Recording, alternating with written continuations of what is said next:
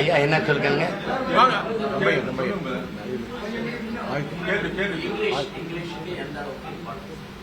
ஆங்கிலம் ஒரு கட்டாய மொழி பாடம், அவ்வளவுதான். எந்த மொழியும் கற்கலாம் நாங்கள் வாழ்வதற்கு. எங்கள் மொழி தமிழ் கற்கணும், எங்கள் இனம் வாழ்வதற்கு. என் தம்பி விருதுநகர் வேட்பாளர் கௌசிக் பாண்டியன் வந்து அதை படிக்க திணறிட்டாங்க. அவனை தமிழ் படிக்க தெரியாதவனா வளர்த்த நீதாண்டா தூக்கல தொங்கணும், நீதாண்டா கவலை பண்ணும்.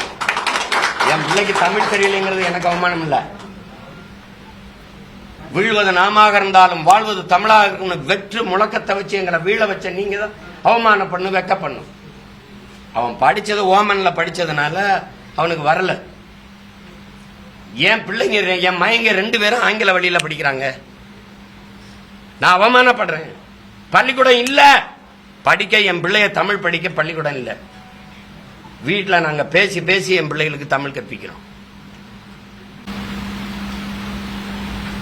கல்வி வந்து மாநில உரிமைக்கு வரணும், மாநில பட்டியலுக்கு வரணும், நீட் தடை பண்ணணும்ன்றீங்க. அதே போல மற்ற போட்டித் தேர்வும் தடை பண்ணணுமா, இல்ல நீட் மட்டும் தான் தடை பண்ணணுமா? ஐஐடி போனா ஜேஇ எழுதணும். இப்ப நீட்டை நீங்க வச்சுக்கிறீங்க, நோ ப்ராப்ளம் அட்டால். நீட்டு நாங்க எழுதுறோம். ஆனால் இதை எல்லாம் கட்டுப்படுத்தி நிர்வாகம் செய்கிற அமைச்சர் பெருமக்கள், பிரதமர், முதலமைச்சர் என்ன தெரிவு எழுதுறாங்க? பதில் இருக்கா உங்ககிட்ட? நான் ஐஏஎஸ் எழுதணும், ஐபிஎஸ் நான் எழுதணும், நீதிபதி நான் எழுதணும், எல்லாரும் நாங்க தேர்வு எழுதுவோம். எங்களை எல்லாம் இந்த இடத்துல வேலை செய்ய, அந்த இடத்துல போ, நீ இந்த மருத்துவக் கல்லூரி டீன், நீ இங்க போ, எல்லாம் தூக்கி போடுற, நீ ஒன்னு எழுத மாட்ட. எழுது.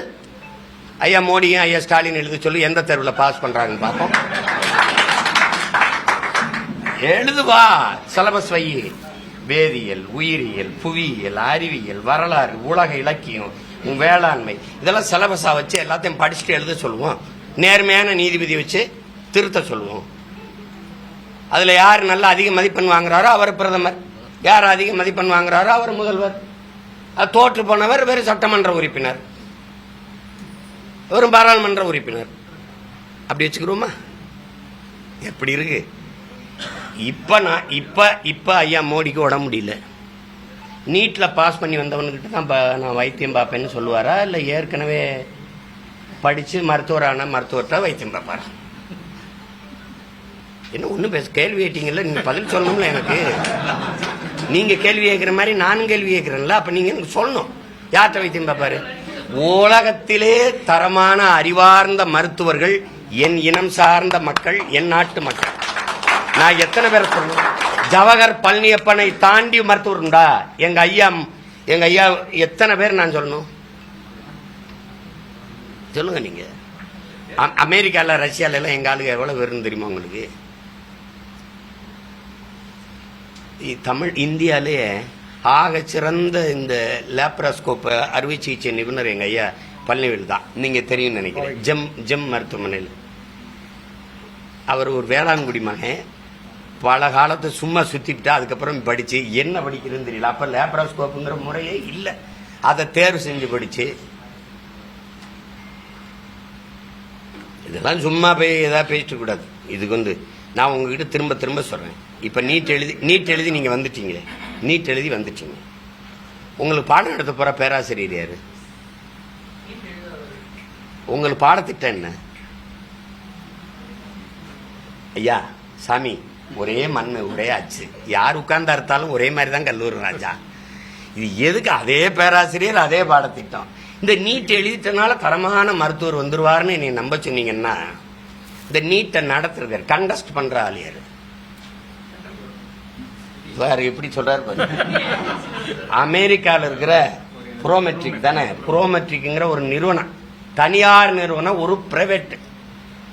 இந்தியாவில் தரமான மருத்துவரை உருவாக்கிடணும்னா அமெரிக்காவில் இருக்கிற புரோமெட்ரிக்ங்கிற அந்த நிறுவனத்துக்கு எதுங்க மாரியத்தாவையில் இது நேர்ந்துச்சா? இதெல்லாம் தயவு செய்து கொண்டு போய் கேளுங்க. அதை தான் நான் சொல்றேன். இதை தகர்த்து வீசணும்டா அப்படின்னு. ஒரு தேர்வு கூட உன்னால் நடத்த முடியல, அதான் அமெரிக்காக்காரன் கொடுத்துட்ட. அப்புறம் என்ன தேர்தல் எப்படி நியாயமா நடத்துவ? நீ எப்படி நடத்துவ? நீட்டு தேர்வு எழுத போகும்போது என் தங்கச்சியுடைய மூக்கத்திய கலெக்டரியெல்லாம் இல்லையா? இந்த மூக்கத்திகளை பிட்ட கொண்டு போயிரும்னு இந்த நாடு சொல்லும்போது நீங்க எல்லாம் நம்புறீங்களே. உள்ளாடைய கலெக்டரிய என் பிள்ளைக்கு அது எப்படி எந்த மனநிறைவு உள்ள உட்காந்து எழுதும்? ஆனா இந்த வாக்கு எந்திரத்துல ஒண்ணுமே செய்ய முடியாது. அது நேர்மையா நடக்குதுங்கிறீங்க. சந்திர மண்டலத்துக்கு சந்திராயனை எப்படி அனுப்புனீங்க? சந்திரன் கிட்ட போய் அனுப்புனீங்களா, கீழே இருந்து அனுப்புனீங்களா? இங்கிருந்து இயக்கிற முடியுது.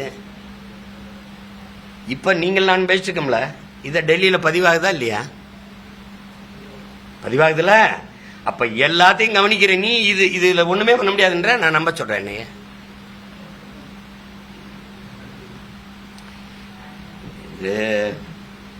ஒன்னும் செய்ய முடியாது.